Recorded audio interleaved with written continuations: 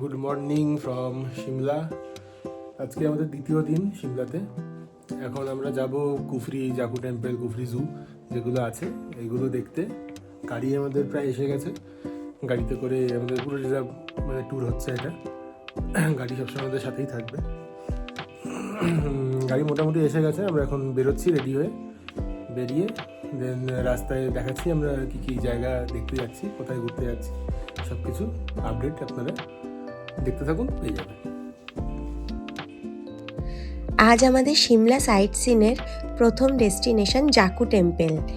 রাস্তার দুধারে গাছগুলো দেখতে দেখতে আলো ছায়ার মধ্যে দিয়ে আমরা সেই দিকে এগিয়ে চলেছি।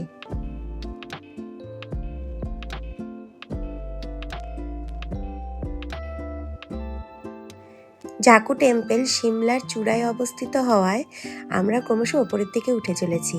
এর আগেও তো আমি প্রচুরবার দেখিয়েছি ভিডিওতে যে সমস্ত সিমলা থেকেই জাকু টেম্পলের হনুমানজির মূর্তি স্পষ্ট দেখা যায়।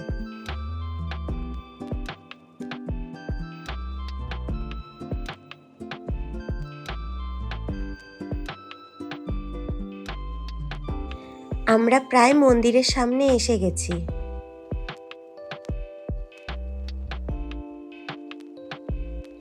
বাঁ দিকের সিঁড়ি দিয়ে আমরা ওপরের দিকে উঠে যাব। ওখান থেকেও মন্দির অনেকটা উঁচুতে।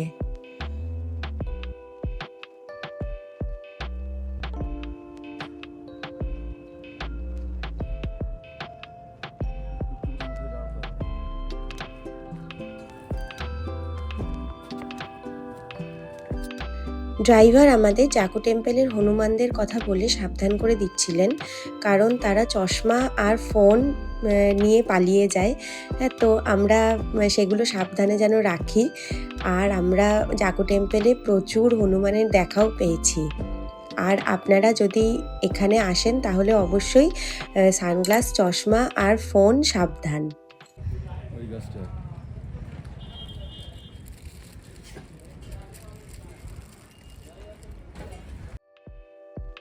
হনুমানজিকে দর্শন করার জন্য এগিয়ে যাওয়ার সাথে সাথে আমরা এই মন্দিরের ওপর থেকে সিমলার যে দৃশ্য দেখলাম তা সারা জীবন আমাদের চোখে থেকে যাবে।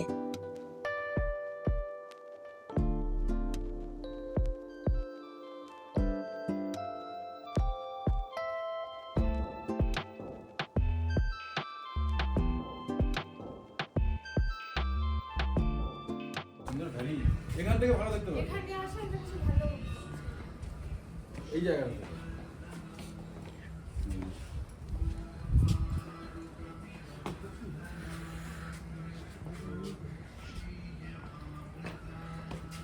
দারুণ লাগছে।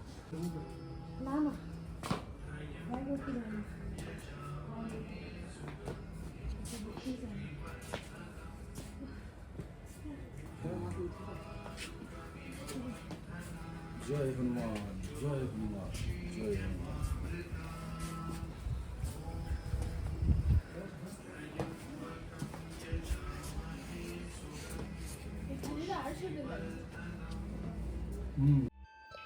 হনুমানজির নাম করতে করতে আমরা উপরের দিকে উঠে চলেছি এবং চারিদিকের দৃশ্য খুব এনজয় করছিলাম।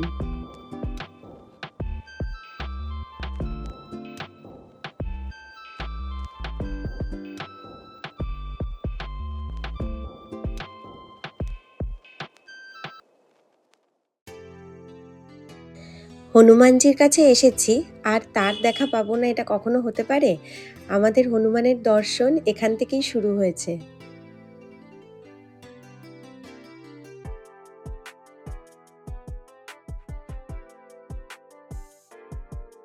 जय बजरंगबली।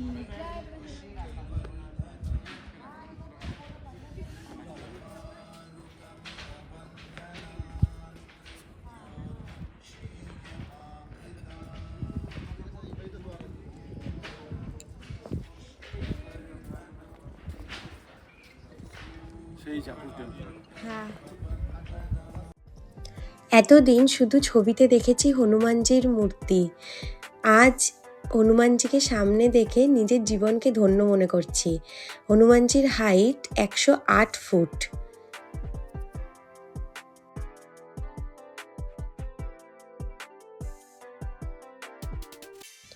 এই মন্দিরের আশেপাশের পরিবেশ এত সুন্দর যে আমাদের মনকে একটা অন্য জগতে নিয়ে যায়।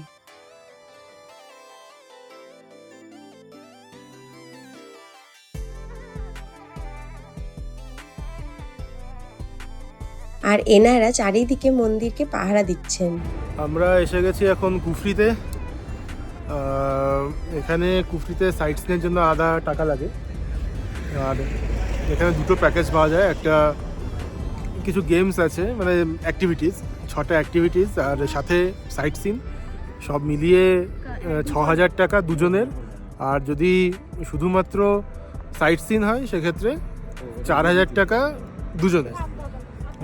তো আমরা দুটোই কম্পেয়ার করলাম, তো দুটোর একটাও মানে ঠিক ভালো লাগলো না অ্যাকচুয়ালি। যে সাইট সিন যেগুলো আছে অতটা ইন্টারেস্টিং মনে হলো না, সেই জন্য আমরা সেটা করছি না।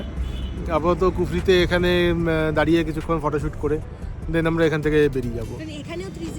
এরপরে হয়তো কুফরি জু আমরা যাব, কুফরি জুটা আমরা দেখবো তখন। আর ওখানে 6টা পয়েন্টের আছে যেগুলো, সেগুলো ঠিক আছে, মানে ওগুলো নর্মালি পাওয়া যাবে। হ্যাঁ, পাহাড়ি এলাকাতে এগুলো কমন, যেগুলো আর কি ওখানে প্যাকেজে দেখাচ্ছে। জিপসি নিয়ে মানে 4x4-এ ওখানে যেতে হবে। দুটো অপশন আছে এখানে, মানে ঘোড়ায় যেটা আছে সেটা একটু রিস্কি, তো আমরা সেটা অ্যাভেল করছি না, আর এটাও যাচ্ছি না আমরা। নর্মাল এখানে যা ভিউ আছে এই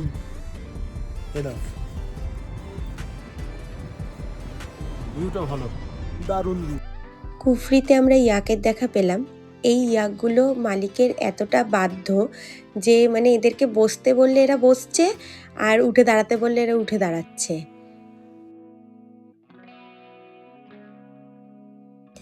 ইয়াক দেখে আমরা চলে আসলাম কুফরি জুতে।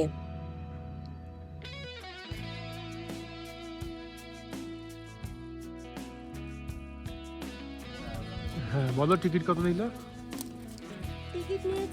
টিকিট নিয়েছে অ্যাডাল্ট পার পারসন 60 টাকা, আর ক্যামেরা যদি থাকে তাহলে 50 টাকা। চাইল্ড হচ্ছে 20 টাকা। এই যে আমাদের চাইল্ড ছিল একজন, কিন্তু ওকে চাইল্ড হিসাবে মেনে নেয়নি। ও তাই বললো? না না, ওকে চাইল্ড কোথায়, চাইল্ড মানে বাচ্চা 5 বছর।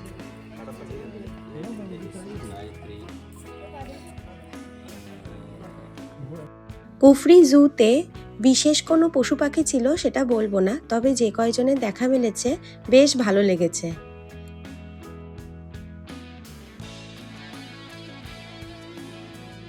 এই 3টে ভাল্লুকই প্রাণচঞ্চল, এরা কিছু না কিছু করছে। একজন তো খাচ্ছে, আরেকজন হামাগুড়ি দিচ্ছে, আরেকজন শুয়ে রয়েছে। বেশ এনজয় করছিলাম। ইনি এনার মতো খাচ্ছেন, লাঞ্চ করছেন উনি। এই প্রাণীর নাম ঘোড়াল। এখন সবারই লাঞ্চ টাইম, তাই সবাই খাচ্ছে। এখন আমরা চলে এসেছি সাম্বারের খাঁচার দিকে। এসে তো আমরা অবাক, এত সাম্বার খাঁচার সামনে সবাই জড়ো হয়ে রয়েছে। উমা, এরাও তো খাচ্ছে, কত বড় বড় শিং এদের। যাই হোক, এই খাওয়ার সময় এদেরকে ডিস্টার্ব না করে আমরা কতগুলো ফটো ভিডিও করে নিয়েছিলাম।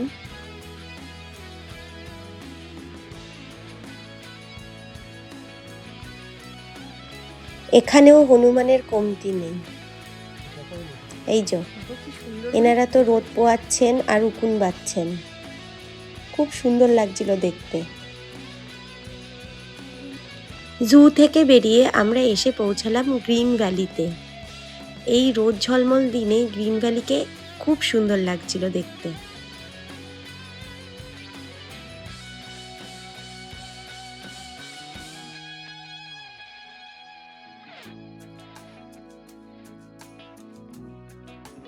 গ্রিন ভ্যালিতে আমরা, গ্রিন ভ্যালি, শুধু সবুজ আর সবুজ।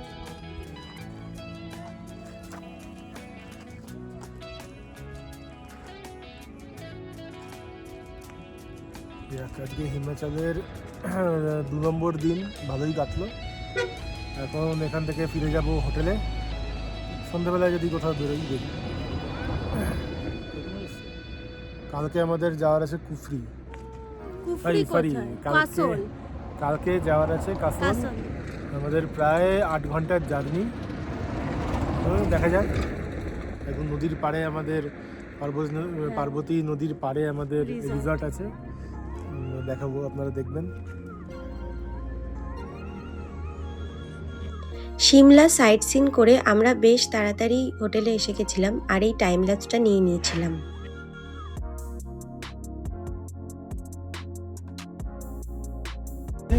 হ্যালো বন্ধুরা, good morning from Shimla. Shimla আমাদের এটা তৃতীয় দিন সিমলাতে। আমরা আজকে এখান থেকে বেরোচ্ছি, এখন গাড়িতে আছি, বেরোচ্ছি আমরা কাসলের জন্য। কাসলে যেতে মোটামুটি 8 ঘন্টার মতো সময় লাগবে আমাদের। মাঝখানে আমরা দাঁড়াবো অনেক জায়গাতে, খাওয়া দাওয়া করার আছে, সাইট সিন থাকলে সাইট সিন যেগুলো আছে সেগুলো করব। তারপরে কাসলে একদম রিভার সাইডে আমাদের রিসর্ট আছে, সেখানে আমরা সন্ধ্যাবেলা নাগাদ বা হয়তো রাত হবে একটু পৌঁছবো। যাই হোক পৌঁছে আবার সেখানকার আপডেটস দেবো, আর মাঝে মধ্যে রাস্তার আপডেটস দেবো, কীরকম কী রাস্তার কন্ডিশন আছে না আছে। তো সাথে থাকুন, দেখতে থাকুন। আমরা এখন দাঁড়িয়েছি ময়ূর রেস্টুরেন্ট বলে একটা জায়গায় দুপুরের লাঞ্চ করার জন্য। আমরা লাঞ্চ করছি না কারণ আমাদের একটু পেটের একটু সমস্যা হচ্ছে, সেই জন্য আমরা লাঞ্চ এখানে করছি না। যদি আমাদের সাথে খাবার আছে, ব্রেকফাস্টে আমরা যা রেস্টুরেন্ট থেকে আমরা যেখানে সিমলাতে যেখানে ছিলাম ওখান থেকে কিছুটা খাবার আমরা নিয়ে নিয়েছিলাম প্যাক করে, সেটাই আমরা দুপুরে খাবো। আর এখানে বড় পার্কিং আছে।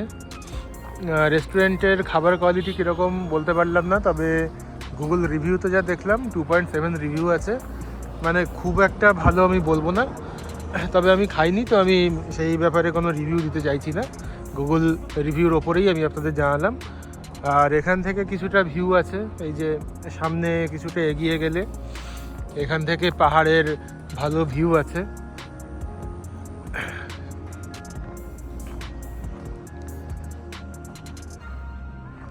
আর এখন আমরা যাচ্ছি মান্ডির দিকে। মান্ডি থেকে আমরা যাব কাসলের উদ্দেশ্যে। কাসলে পৌঁছাতে পৌঁছাতে আমাদের যা মনে হচ্ছে প্রায় 6টা মতো বেজে যাবে। এবারে দেখা যাক, রাস্তার কন্ডিশনের ওপরে depend.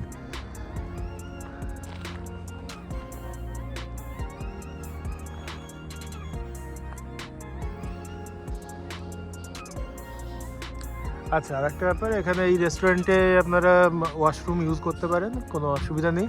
Washroom neat and clean.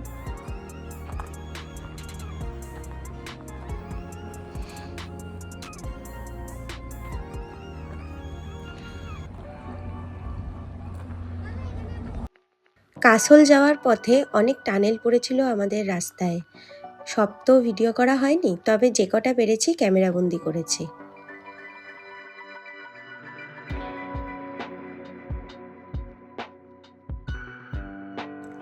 এই রাস্তা থেকে বিপাশা নদীর আমাদের সাথে পথ চলা শুরু। নদীর কালারটা ডিপ সবুজ আর একটু হালকা কালচে, বেশ সুন্দর।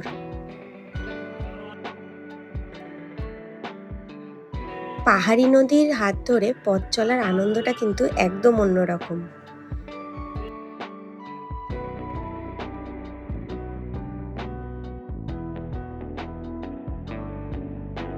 পাহাড়ের গায়ে আঁকাবাঁকা পথ ধরে আমরা এগিয়ে চলেছি কাসলের দিকে।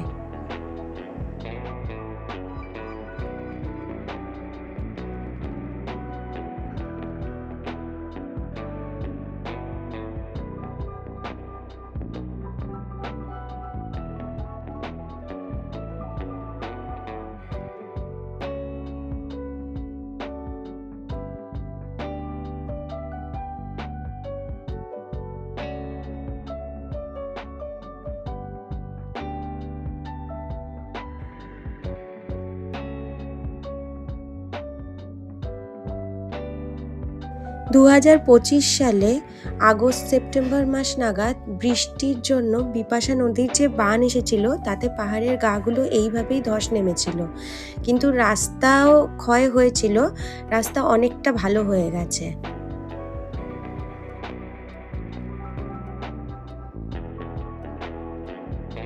দেখতে দেখতে আমরা পুন্ডু লেকের সামনে চলে এসেছি। পুন্ডু লেকের ওপর দিয়ে রোপওয়ে চলে। আর রোপওয়ে আছে মানে আমরা তো সেখানে চড়বই।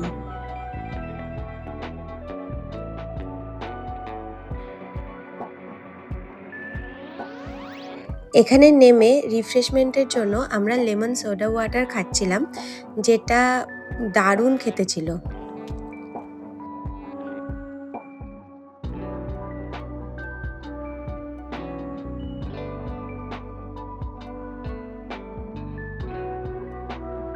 আমি খালি লেকের জলটার কথা ভাবছিলাম, পুরো সবুজ জল আর নিচের দিকটা প্রায় স্পষ্ট। এখন আমরা রোপওয়ে চড়ার জন্য এগিয়ে যাচ্ছিলাম। একটু নিচের দিকে নামতে হবে রোপওয়ে চড়তে গেলে। এই ভিউ।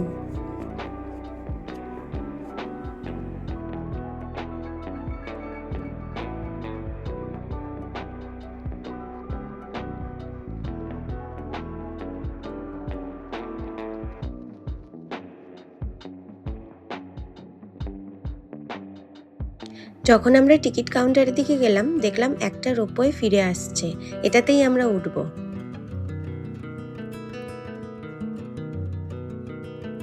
টিকিটের দাম পার হেড 350 টাকা করে।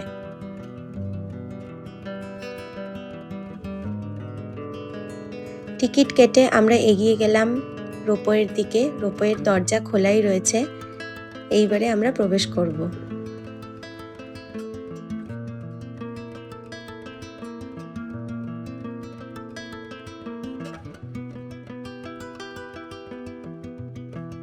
রোপওয়ে থেকে ভিউ দেখার মতো অসাধারণ।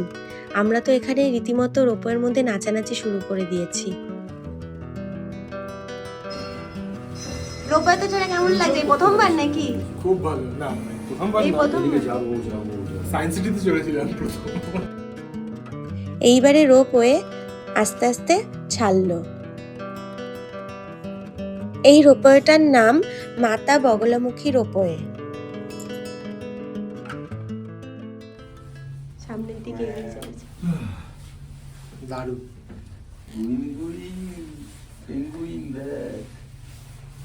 ওখান থেকে আমরা আসলাম। মাতা বগলামুখী রোপওয়ে। মাতা বগলামুখী দেখি সরে যা।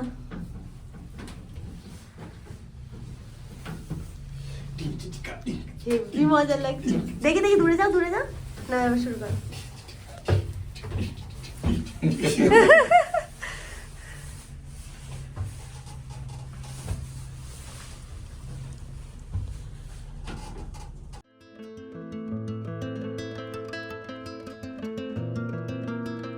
রোপওয়েতে আমরা 4 জন ছিলাম। নর্মালি এখানে 6 জন 8 জন ওঠে, কিন্তু কেউ যেহেতু লাইনে ছিল না তাই আমরাই রোপওয়েতে উঠেছিলাম।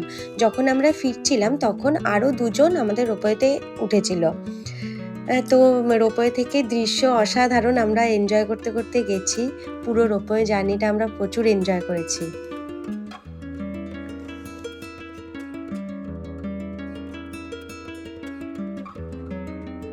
পাহাড়ের এমন দৃশ্য হিমাচলেই আমার প্রথম দেখা।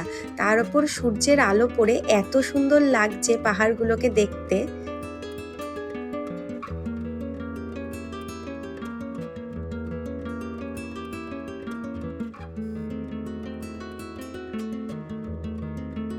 এমন সুন্দর সিনিক বিউটি দেখতে দেখতে আমরা সামনের দিকে এগিয়ে চলেছি। অসাধারণ লাগছিল সেই জার্নি।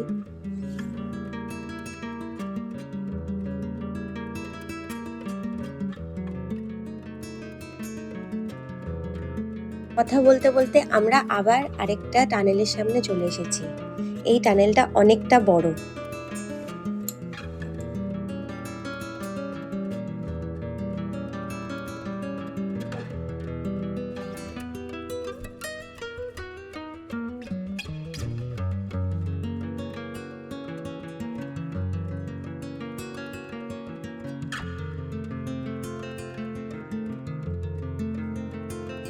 টানেল থেকে বেরোনোর দৃশ্যটা কিন্তু অন্যরকম সুন্দর।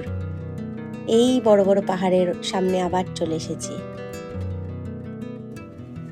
আমরা দীর্ঘ রাস্তা পেরিয়ে মানালি হাইওয়েতে এসে গেছি, কিন্তু আজকে আমাদের মানালি হাইওয়ে যাওয়ার দিন নয়, আজকে যাব কাসলে।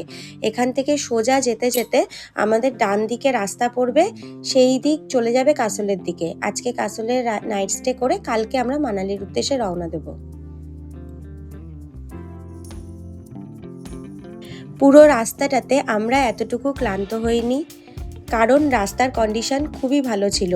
কিন্তু মাঝখানে 2025 সালের যে আগস্ট সেপ্টেম্বর মাসে বন্যা হওয়াতে বিপাশা নদী পাহাড়ের গাগুলো ভেঙে দিয়েছিল, রাস্তার অবস্থা খুব খারাপ হয়ে গেছিলো। আমরা খবর পেয়েছিলাম আমরা যখন ডিসেম্বর মাসে রওনা দেই হিমাচলের উদ্দেশ্যে, তারপরে আমরা যাওয়ার পথে এরকম বাজে রাস্তা এখনো পর্যন্ত পাইনি। খুব কম পেয়েছি, যেটা আমাদের মনেই হয়নি যে খুব যে বাজে খারাপ। চলতি পথে বাঁ পাশ থেকে নদী চলে যাচ্ছে, তার উপর থেকে বিভিন্ন ধরনের পাখি উড়ে যাচ্ছে। এগুলো ভিডিও করেছি আপনাদেরকে দেখানোর জন্য, জানি না কতটা ভালো লাগছে, কিন্তু চোখের সামনে দেখা সে এক অসাধারণ অভিজ্ঞতা। আমরা কাসলে এসে গেছি। আজকের দিনটা খুব মেঘলা ছিল, মেঘলা দিনে আমাদের কাসল দেখা শুরু হয়েছে। আমরা এসে পৌঁছে গেছি কাসলে, আমাদের রিসর্টে। পেছনেই আমাদের রিসর্ট, আর এই পাশে পার্বতী নদী আছে।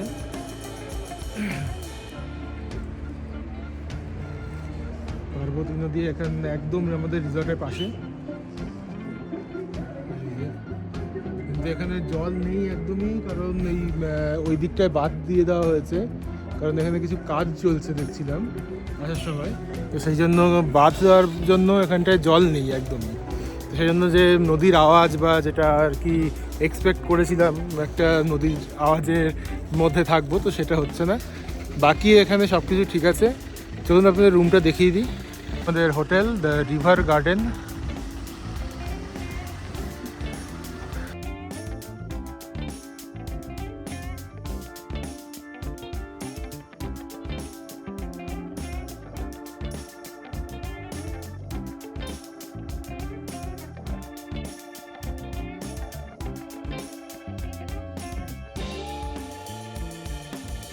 তো দুটোই সেম, আমি একটা রুম দেখিয়ে দিচ্ছি।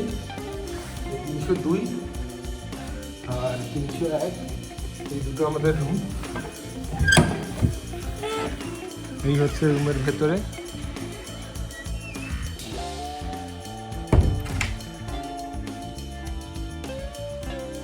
এখানে বারান্দা আছে, বারান্দা থেকেও পুরো নদীর ভিউ দেখা যায়। এখানে বসার জায়গাও আছে, এই যে। কিন্তু জল একদমই নেই, যেটা বলছিলাম।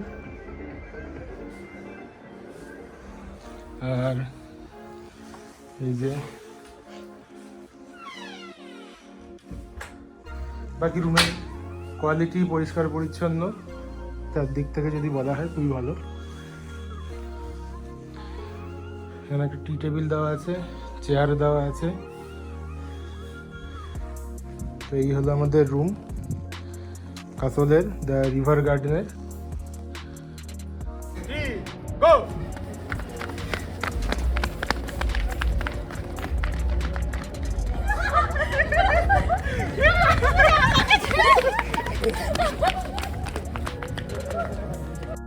কাসলে এসে ফ্রেশ হয়ে আমরা অনেক মজা করেছি, সব কিছু বলবো। খানিকক্ষণ নিজেদেরকে ওয়ার্ম আপ করে আমাদের ডিনার চলে এসেছিল। আমরা একটু চিলি চিকেন অর্ডার করেছিলাম স্টার্টারে, বাকিটা তো আমাদের প্যাকেজেই রয়েছে। চিকেন কষা, ভাত, মটর পনির, ডাল আর স্যালাড যতটা আর কি আমরা চেয়েছি সবই দিয়েছে। এমনকি ভাত তরকারির জন্য ওনারা এসেছিলেন জিজ্ঞেস করতে। আমাদের হিমাচল ট্রিপের প্যাকেজে কত কি খরচ হলো এবং আদার্স কি খরচ হলো সমস্ত কিছু আমরা একটা ভিডিও করে আলাদা করে বলবো। ততদিনে আমাদের ভিডিওগুলো আপনারা দেখতে থাকুন, সাথে থাকুন আর এনজয় করুন। আর লাইক, কমেন্ট, শেয়ার, সাবস্ক্রাইব অবশ্যই করবেন। টাটা।